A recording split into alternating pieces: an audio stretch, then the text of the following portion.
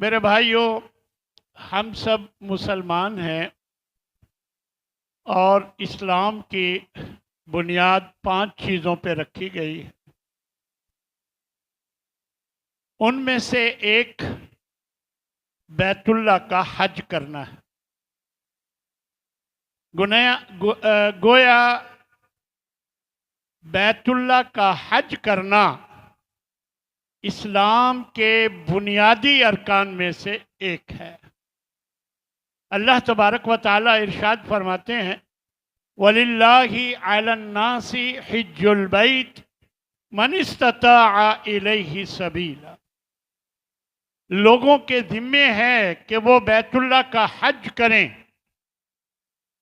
مَنِ اسْتَطَاعَ إِلَيْهِ سَبِيلًا، ہاں ہر ایک پر نہیں، جو اس راستے پر چلنے کی طاقت رکھتا ہو، صحت بھی ہو، مال بھی ہو اور کوئی رکاوٹ نہ ہو، جانے کی اجازت بھی ہے، سب کچھ ہے، تو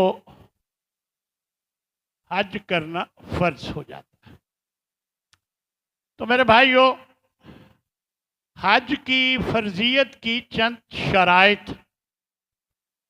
پہلی شرط ہے مسلمان ہونا، اور دوسری شرط ہے عاقل ہونا، اور تیسری شرط ہے بالغ ہونا، اور چوتھی شرط ہے آزاد ہونا، اور پانچویں اور آخری شرط ہے استطاعت ہونا۔ یہ اگر 5 شرطیں موجود ہیں تو حج فرض ہو جاتا ہے۔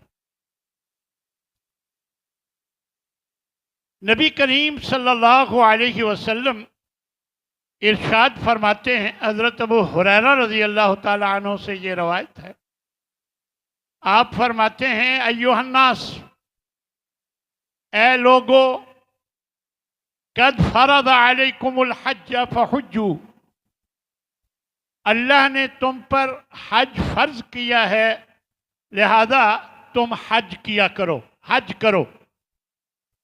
فقال رجل، ایک آدمی پوچھنے لگا کہ اکل عام یا رسول اللہ، کیا ہر سال حج کرنا ضروری ہے اے اللہ کے رسول؟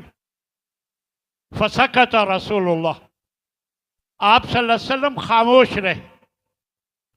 اس نے یہی سوال 3 دفعہ دہرایا۔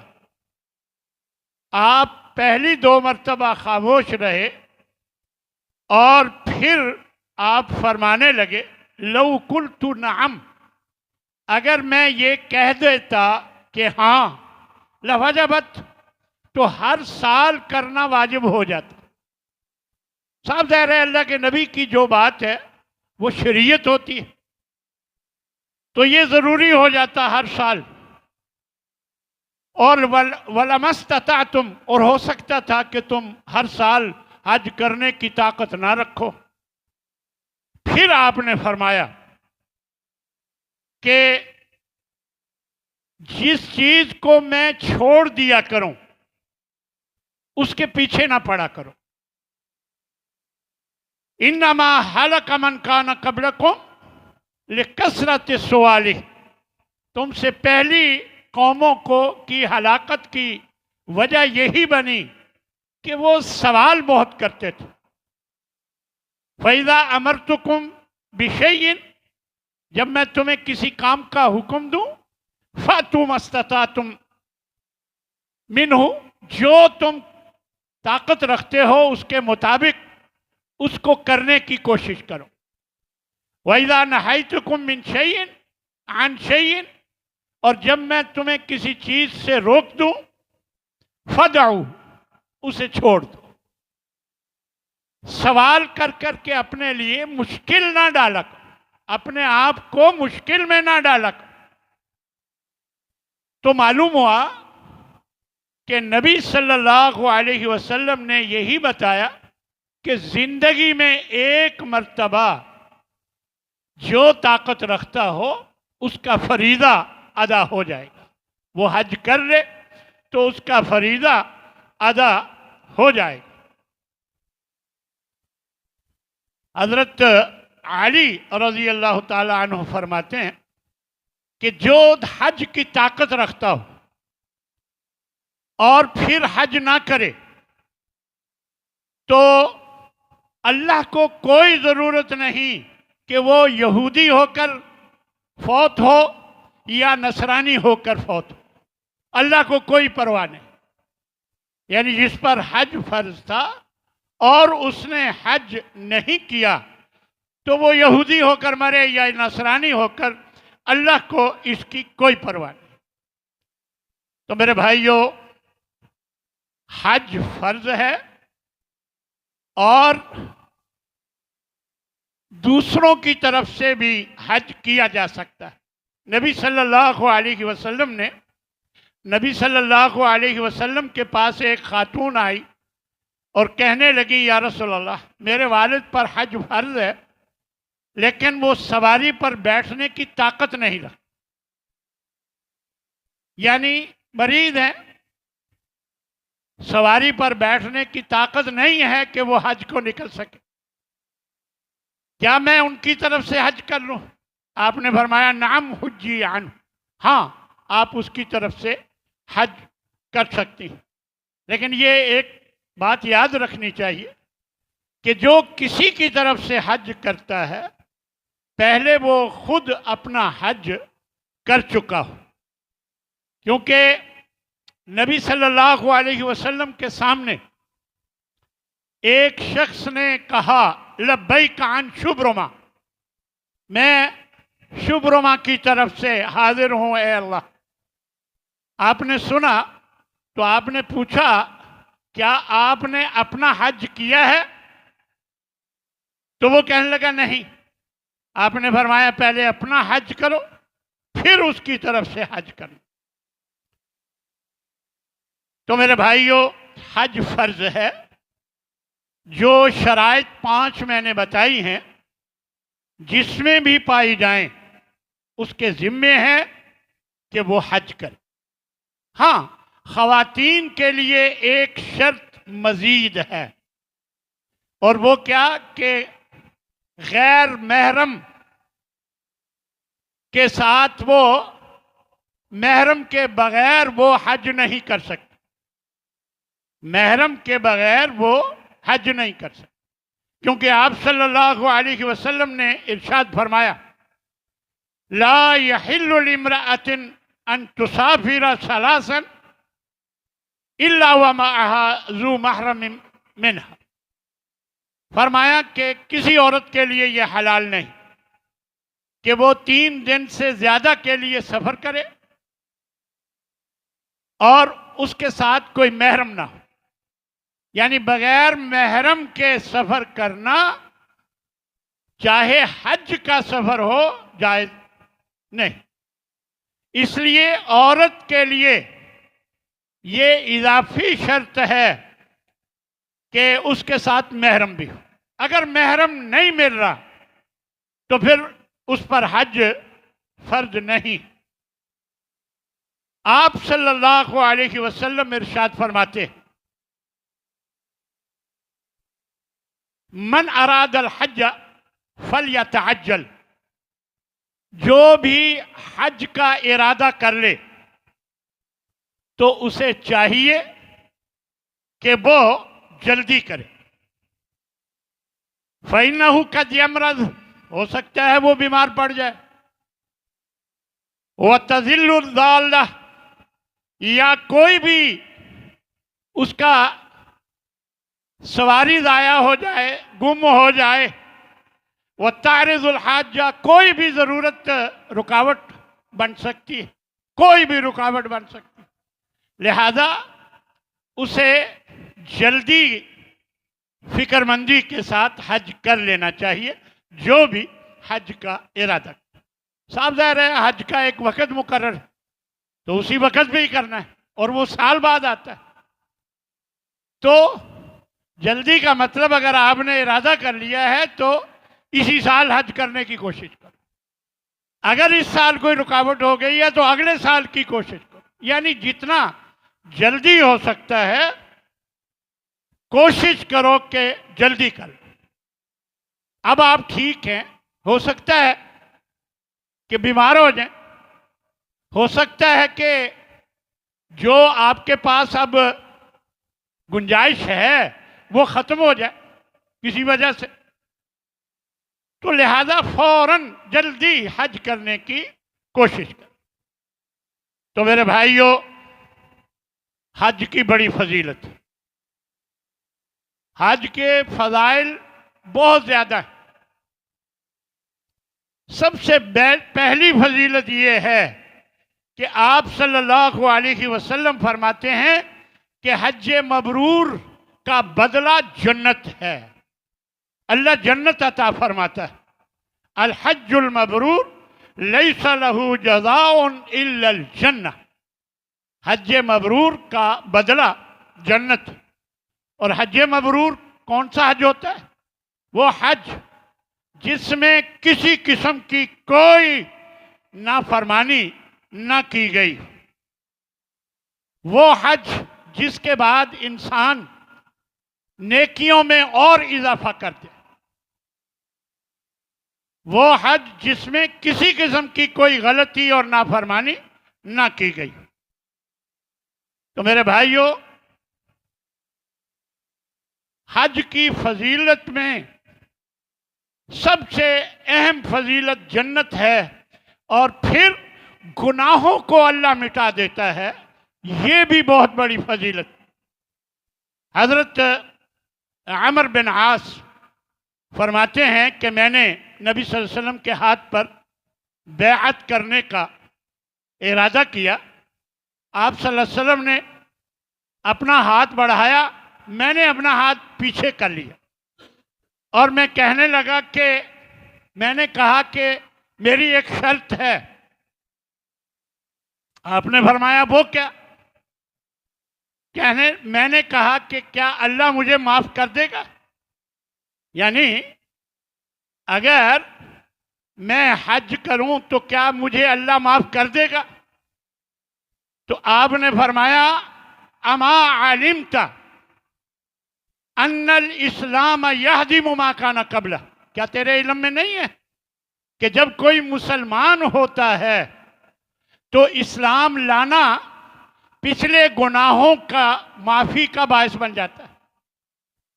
وَأَنَّ الْحِجْرَةَ تَهْدِمُ مَا كَانَ قَبْلَهُ، اور جب کوئی اللہ کے لیے ہجرت کرتا ہے تو ہجرت کرنا پچھلے گناہوں کی معافی کا سبب بن جاتا ہے۔ اور اسی طرح وَأَنَّ الْحَجَّ يَهْدِمُ مَا كَانَ قَبْلَهُ، یہ مسلم شریف کی روایت، فرمایا کہ حج کرنا پچھلے گناہوں کی معافی کا باعث بن جاتا ہے۔ گویا اللہ حج کرنے کے بعد اسے اس کے گناہوں سے درگزر فرما دیتا ہے۔ بلکہ ایک روایت میں آتا ہے فمن حج للہ، جو اللہ کے لیے حج کرے، فلم یرفث ولم یفسق، نہ کوئی غلط کام کرے، نہ کوئی بے حیائی کا کام کرے، نہ کوئی گناہ کا کام کرے، رجع کا یوم ولدتہ امہ، ایسے ہو جاتا ہے جیسے اس کی ماں نے اسے اس دن جنا ہو، یعنی ایسے گناہوں سے پاک ہو جاتا ہے۔ بخاری کی روایت۔ تو میرے بھائیوں، حج کرنا انسان کو گناہوں سے پاک کر دیتا ہے۔ بلکہ ایک روایت میں آپ صلی اللہ علیہ وسلم یہ ارشاد فرماتے ہیں ادیم الحج والعمرہ، حج اور عمرہ ہمیشہ کرنے کی کوشش کرتے رہا کرو، فَإِنَّهُمَا يَنْفِيَانِ الْفَقْرَ وَالذُّنُوبَ، یہ دونوں غربت دور کرتے ہیں اور گناہوں کو دھو ڈالتے ہیں۔ کما تنفی الکیر خبث الحدید، جیسے بٹھی زنگ کو ختم کر دیتی ہے، ایسے ہی حج اور عمرہ کرنے سے گناہوں سے اور غربت سے اللہ تعالیٰ اس کی غربت بھی دور کر دیتا ہے اور اس کے گناہ بھی ختم کر دیتا ہے۔ اس لیے میرے بھائیوں، جب بھی موقع ملے عمرہ کریں۔ یہ لوگوں کا خیال ہے کہ جی بجائے عمرہ کرنے کے، حج کرنے کے، ہر دفعہ ہر سال آپ لوگوں کی مدد کریں۔ ٹھیک ہے، لوگوں کی مدد کریں، اس کے لیے آپ الگ بندوبست کریں، لیکن اپنے گناہوں کی وہ بھی فکر کرنی لازم ہے۔ لہذا آپ دوسروں کو بھی دیں، خرچ کریں، لوگوں کی مدد بھی کریں، لیکن اگر اللہ موقع دیتا ہے ہر سال عمرہ کرنے کا، ہر سال حج کرنے کا، تو یہ بھی اللہ کے نبی کا حکم ہے۔ ادیمو، ادیمو کا معنی ہے دائماً کیا کرو، یعنی کوشش کرو کہ ہر دفعہ کرو۔ اسی طرح میرے بھائیوں، ایمان اور جہاد کے بعد افضل عمل حج ہے۔ دیکھیں، اللہ کے نبی نے مختلف موقعوں پر مختلف باتیں بتائی۔ بعض موقعوں پر بتایا کہ وقت پہ نماز پڑھنا ہے، اور ایک موقع پر فرمایا کہ ایمان اور جہاد کے بعد حج کرنا افضل عمل ہے۔ حضرت ابو ہریرہ سے روایت ہے، وہ فرماتے ہیں کہ میں نے پوچھا یا رسول اللہ، سب سے عمل کون سا بہتر ہے؟ تو آپ نے فرمایا الایمان باللہ و رسول، اللہ اور اس کے رسول پر ایمان لانا۔ پھر پوچھا پھر کون سا؟ آپ نے فرمایا جہاد فی سبیل اللہ، اللہ کی راہ میں جہاد کرنا۔ پھر پوچھا پھر کون سا؟ آپ نے فرمایا حج مبرور، وہ حج جس میں کسی قسم کی کوئی نافرمانی نہ کی گئی۔ تو میرے بھائیوں، گویا ایمان اور جہاد کے بعد حج جو ہے یہ افضل ترین عمل۔ اسی طرح حج کو افضل جہاد کہا گیا۔ حضرت عائشہ رضی اللہ تعالی عنہ فرماتی کہ میں نے نبی صلی اللہ علیہ وسلم سے عرض کی، یا رسول اللہ، کیا ہم جہاد نہ کریں؟ یعنی ہمیں بھی جہاد کا موقع ملنا چاہیے۔ تو آپ نے فرمایا لیکن افضل الجہاد حج مبرور، بخاری کی یہ روایت، بہترین جہاد حج مبرور ہے۔ اور ایک جگہ نبی صلی اللہ علیہ وسلم فرماتے ہیں جہاد الکبیر والضعیف والمرأۃ الحج والعمرہ، بزرگ آدمی کا، کمزور آدمی کا اور عورت کا جو جہاد ہے وہ حج اور عمرہ ہے۔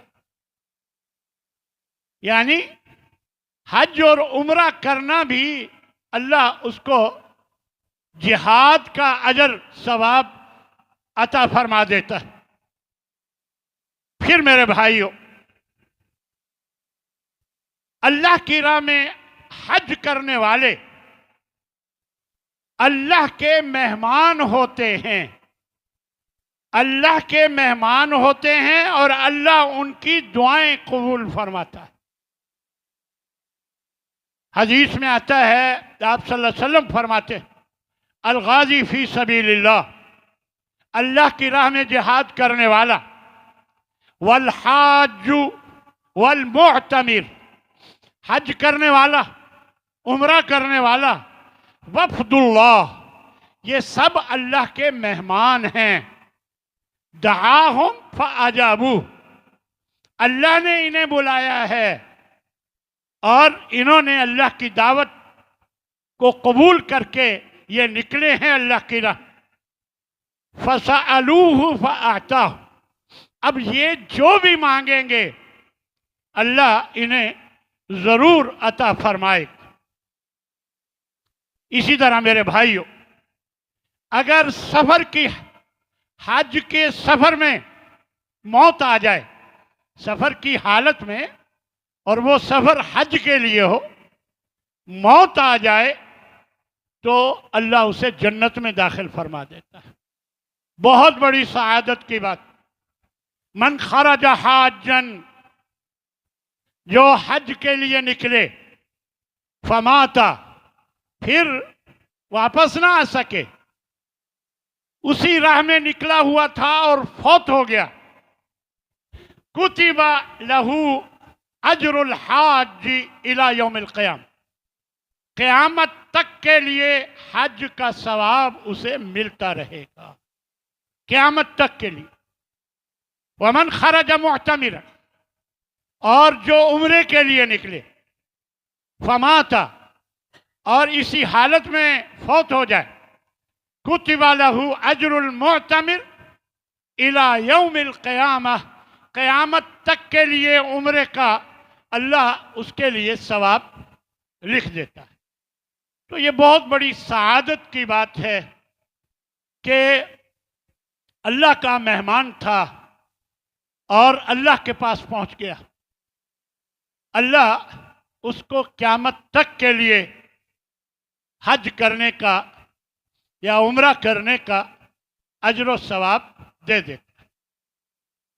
ایک روایت میں آتا ہے کہ ایک شخص عرفات میں اونٹنی سے گرا اور فوت ہو گیا. کوئی ایسی چوٹ لگی کہ وہیں فوت ہو گیا. وہ حج کے لیے نکلا ہوا تھا، عرفات کے میدان ہی میں گرا اور فوت ہو گیا. تو آپ نے فرمایا اغسلوہ بماء وسدر، اسے پانی اور بیری کے پتوں سے نہلاؤ، وکفنوہ بثوبیہ، اس کے جو دو کپڑے ہیں احرام کے اسی کے اندر کفن دے دو، ولا تخمروا رأسہ، سر مت ڈھانکو، ولا تحنتوہ، اور خوشبو مت لگاؤ، فَإِنَّهُ يُبْعَثُ يَوْمَ الْقِيَامَةِ مُلَبِّيًا، بخاری مسلم کی یہ روایت ہے. قیامت کے دن جب یہ اٹھے گا تو اللہم لبیک لبیک اللہم لبیک کہتا ہوا اٹھے گا، تلبیہ کہتا ہوا اٹھے گا. تو یہ بہت بڑی سعادت کی بات ہے کہ حج کے سفر میں انسان اللہ کے پاس پہنچ جائے. میرے بھائیوں، اللہ اتنا مہربان ہے کہ جب آپ بیت اللہ کا قصد کرتے ہیں تو جس جانور پر بیٹھ کر، کیونکہ پہلے زمانے میں اونٹوں پر، گھوڑوں پر، گدھوں پر سوار ہو کر سفر کیا جاتا تھا، تو فرمایا کہ اونٹنی کے ہر قدم پر ایک نیکی لکھ دیتا ہے اور ایک گناہ مٹا دیتا ہے. اب صاف ظاہر ہے کہ جہازوں پر سفر ہوتا ہے تو اس کے بھی کوئی چکر تو ہوں گے، ان چکروں کے حساب سے اللہ گناہوں کو مٹا دیتا ہے اور نیکی کو ہر ایک چکر کے بدلے نیکی لکھ دیتا ہے. اللہ کے ہاں حساب و کتاب میں کوئی کوتاہی نہیں ہوتی.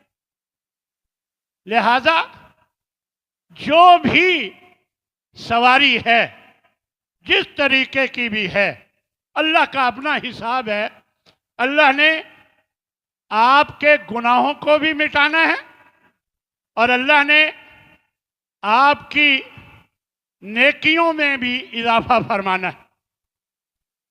ایک روایت میں آتا ہے کہ جب انسان طواف کر لیتا ہے پھر اس کے بعد 2 رکعت نماز پڑھتا ہے تو حضرت اسماعیل کی اولاد سے غلام آزاد کرنے کا ثواب اللہ لکھ دیتا ہے.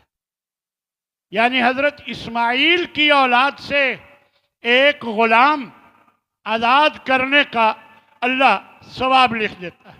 کتنی بڑی یہ سعادت کی بات.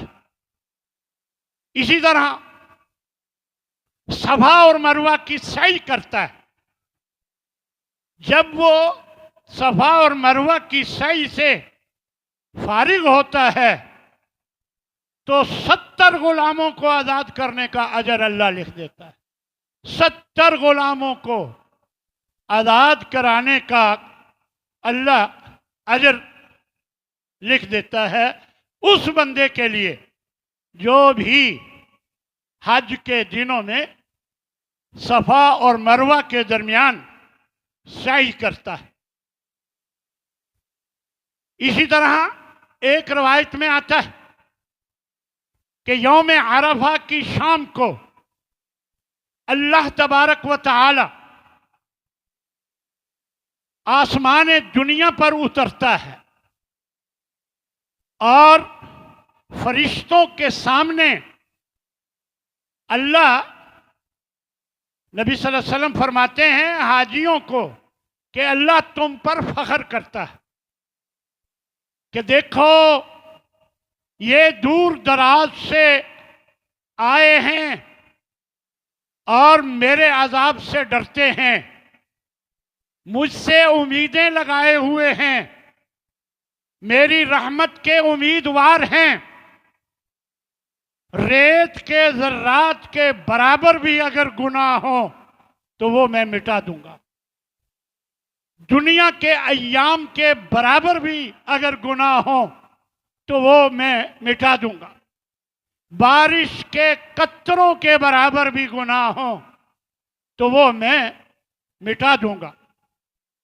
اور پھر اللہ فرماتا ہے حاجیوں سے مخاطب ہو کر، افیضوا یا عبادی، اب تم مزدلفہ کی طرف نکلو، افیضوا نکلو مزدلفہ کی طرف، مغفورا لکم، تم بخش دیے گئے ہو، یعنی اس حالت میں نکلو کہ تمہیں بخش دیا گیا ہے، وَلِمَنْ شَفَعْتُمْ لَهُ، اور اسے بھی بخش میں نے بخش دیا ہے جس کی تم نے سفارش کی تھی، یعنی تم نے جس کی سفارش کی اسے بھی بخش دیا گیا ہے اور تمہیں بھی بخش دیا گیا ہے، لہذا تم اس حالت میں اب مزدلفہ کی طرف نکلو۔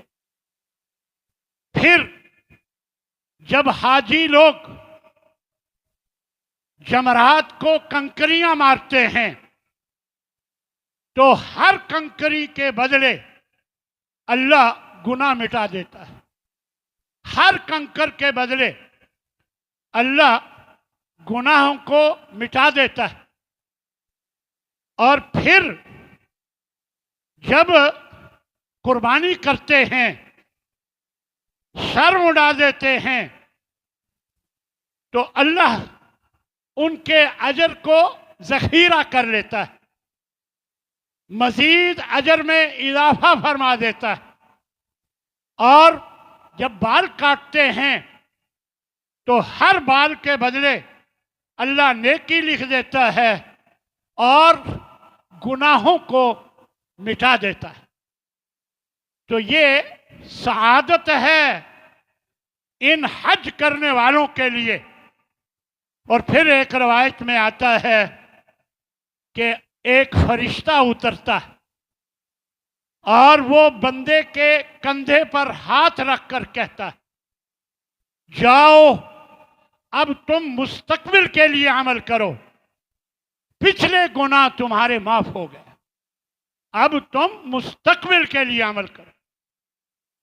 تو میرے بھائیوں، یہ سعادت ہے حاجیوں کی، بہت خوش نصیب ہیں وہ لوگ جن کو اللہ نے اس سال حج کرنے کا موقع دینا ہے۔ اللہ تبارک و تعالی ہمارے اندر خلوص پیدا فرمائے اور ہماری نیتوں کو ٹھیک کرے، اور صرف اللہ کو راضی کرنے کے لیے ہمارا یہ حج ہو، اور ہمارے اس حج میں کسی قسم کی کوئی غلطی، کوتاہی، کوئی نافرمانی نہ ہو، تاکہ ہمارا حج مبرور ہو جائے، اللہ کے ہاں قابل قبول ہو جائے۔ اور یہ نشانی ہے حج مبرور کی کہ آپ پہلے سے زیادہ نیکی کرنے کا جذبہ لے کر آئیں، پہلے سے زیادہ خرچ کرنے کا جذبہ لے کر آئیں، یعنی حج کے بعد کی زندگی آپ کی پہلی زندگی سے بہت بہتر ہو جائے۔ یہ نشانی ہے اس بات کی کہ اللہ کے ہاں آپ کا حج مبرور ہو گیا، مقبول ہو گیا۔ میرے بھائیوں، حج کے کچھ آداب ہیں، ہمیں ان آداب کا بھی خیال رکھنا چاہیے۔ صرف اللہ کی رضا کے لیے، کوئی دکھلاوا نہ ہو، کوئی اپنے گھر میں الحاج لکھنے کی خواہش نہ ہو، کسی قسم کا دکھلاوا نہ ہو، اللہ کا تقرب حاصل کرنا یہی نیت، یہ بہت ضروری ہے عمل کی قبولیت کے لیے۔ یاد رکھیں، عمل کی قبولیت کی 3 بنیادی شرطیں ہیں۔ پہلی شرط یہ ہے کہ صرف اللہ کے لیے عمل، اللہ کو راضی کرنے کے لیے، اور دوسری شرط یہ ہے کہ اپنے ایمان کو، اپنے عقیدے کو درست کر کے پھر آپ نیکی کریں۔ ہر نیکی میں یہ شرط ہے، ہر نیکی میں یہ شرط ہے، ہر عبادت میں یہ شرط ہے۔ پہلے نمبر پر اللہ کو راضی کرنا مطلوب ہو، اخلاص۔ دوسرے نمبر پر آپ کا عقیدہ درست ہو، اپنے عقیدے کو، اپنے ایمان کو درست کر کے پھر نیکی کریں۔ تو گویا حج بھی اسی وقت مقبول ہوگا جب آپ کا عقیدہ درست ہوگا، اللہ کی وحدانیت کا، اللہ کو ایک ماننے کا، اللہ کو صرف حاجت روا اللہ کو ماننے کا، اسی کو مشکل کشا ماننے کا، اسی کو بگڑی بنانے والا ماننے کا۔ جب تک نہیں ہوگا کوئی بھی عبادت اللہ کے ہاں قابل قبول نہیں ہو۔ اور تیسری شرط ہے کہ وہ عبادت نبی صلی اللہ علیہ وسلم کے طریقے کے مطابق۔ پہلی شرط اخلاص، اللہ کی رضا مطلوب ہو، اللہ کو راضی کرنا۔ دوسری شرط عقیدے کو درست کر کے، اور تیسری شرط نبی کے طریقے کے مطابق، کیونکہ نبی صلی اللہ علیہ وسلم نے فرمایا تھا خذوا عنی مناسککم، حج کے طریقے مجھ سے لو، مجھ سے حج کے طریقے لو۔ وما امروا الا لیعبدوا اللہ مخلصین لہ الدین، ان لوگوں کو یہ حکم دیا گیا ہے کہ خالص دین کو میرے لیے کرتے ہوئے یہ عبادت کریں۔ اس لیے میرے بھائیوں، اپنی نیتوں کو ٹھیک کریں۔ اور دوسری بات کہ حج کے اخراجات رزق حلال میں سے ہونے چاہیے۔ رشوت، سود وغیرہ جو آج کل حرام کی آمدن عام ہے، اس سے حج کرنے کا کوئی فائدہ نہیں ہو۔ رزق حلال سے حج کیا جائے، کیونکہ اللہ فرماتا ہے یا ایھا الناس، اے لوگو، یہ نبی صلی اللہ علیہ وسلم نے فرمایا کہ اے لوگو، ان اللہ طیب لا یقبل الا طیبا، خود اللہ بھی پاک ہے اور پاک چیز کو قبول فرماتا ہے۔ لہذا رزق حلال، پاک رزق سے حج کیا جائے۔ اور تیسرے نمبر پر لوگوں کے حقوق جو آپ کے ذمے ہیں، قرض ہے، اور یہ تمام حقوق ادا کر کے پھر حج کے لیے جایا جائے، اور باقی گناہوں سے حج کے موقع پر سچی توبہ کی جائے۔ اسی طرح قرآن و سنت کے مطابق، قرآن و سنت کی روشنی میں حج اور عمرے کے احکامات سیکھ کر جایا جائے، تاکہ آپ کا حج نبی صلی اللہ علیہ وسلم کے طریقے کے مطابق ہو۔ लित्तख़ुज़ू मनासिककुम, तुम्हें मुझसे हज के तरीके सीख लेने चाहिए। फ़इन्नी ला अदरी लअल्ली ला अहज्जु बअदा हज्जती हाज़िही, इस हज के बाद शायद मैं हज ना कर पाऊँ। ये अल्लाह के नबी ने हज्जतुल विदा के मौका पर ये फरमाया था। इसी तरह मेरे भाइयों, एहराम की नीयत के बाद ज़ुबान की हिफाजत करनी, ज़ुबान का गलत इस्तेमाल नहीं करना, गीबत नहीं करना, झूठ नहीं बोलना, गाली नहीं देनी, गलत इस्तेमाल ज़ुबान का नहीं करना। और ख़ास तौर पर रश में, खुसूसन तवाफ़ के वक़्त, सई के मौका पर, रमी, कंकर मारते हुए, इन मौके पर लोगों को तकलीफ नहीं पहुंचानी, खुद तकलीफ उठा लेनी, लोगों को तकलीफ नहीं पहुंचानी।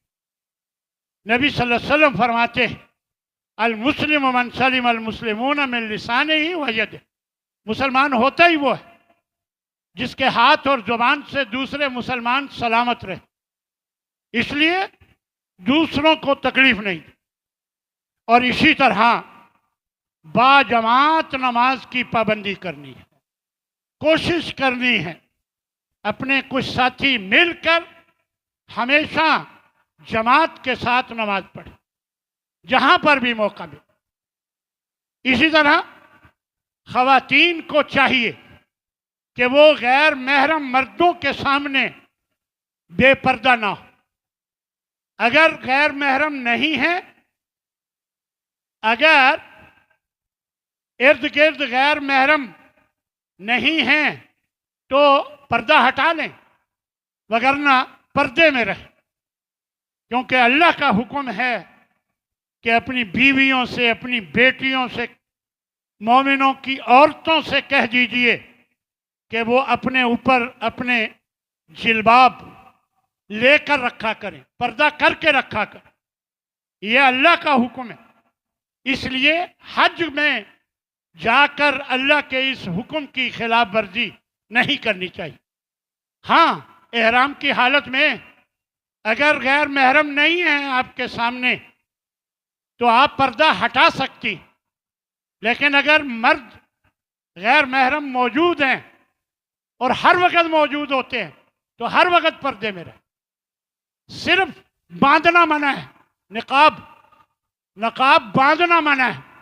आप चादर का पल्लू लटका कर पर्दा करें, ना बांधें, क्योंकि नकाब बांधना चेपी के साथ या गांठ लगाकर बांधना ये ठीक नहीं, लेकिन पल्लू के साथ आपने पर्दा करना है और वो करना चाहिए। अल्लाह से दुआ है कि अल्लाह हमें इस बात की तौफीक दे कि अल्लाह ने हमें अगर मौका दिया है तो हज अदा करने का जो तकादा है उसको पूरा किया जाए। अल्लाह हम सब को इसकी तौफीक अता फरमाए। व आखिर दावाना अनिल हम्दुलिल्लाहि रब्बिल आलमीन।